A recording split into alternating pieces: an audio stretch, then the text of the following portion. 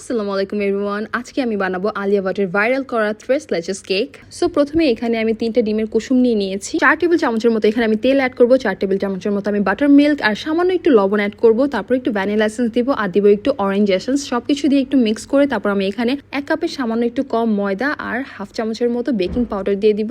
সুন্দর করে মিক্স করে নিব যাতে কোনো লাম্পস না থাকে। ডিমের সাদা অংশটাকে আমি কিছুক্ষণের জন্য ফ্রিজে রেখে দিয়েছিলাম, তারপরে বের করে আমি সুন্দর করে বিট করে নিব। আমি এখানে অলমোস্ট হাফ কাপের মতো চিনি অ্যাড করেছি, পাউডার সুগার যেটা। বানিয়ে রাখা ব্যাটার আর ডিমের ফোমটাকে একসাথে আলতো হাতে মিক্স করে একটা মোল্ডের মধ্যে ঢেলে নিব। 180 ডিগ্রি সেলসিয়াসে ওভেনটাকে ফার্স্টে 5 মিনিটের জন্য আমি প্রিহিট করে নিব, তারপর 20 মিনিটের জন্য আমি কেকটাকে বেক করতে দিব। এখানে জাস্ট হুইপ ক্রিমটাকে রেডি করে নিলাম আর এখানে আমি 3 মিল্কের জন্য এখানে কনডেন্সড মিল্ক, ক্রিম আর অল্প পরিমাণে হুইপ ক্রিম দিব যাতে একটু ফ্লেভারটা ভালো আসে।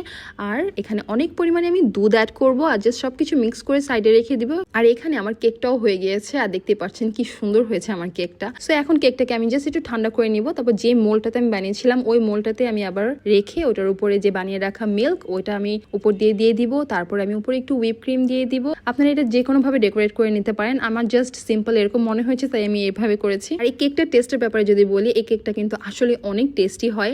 সো আই হোপ আপনাদের কাছে এই ভিডিওটা ভালো লেগেছে। So it's all for now, see in the next video. Bye, thanks for watching.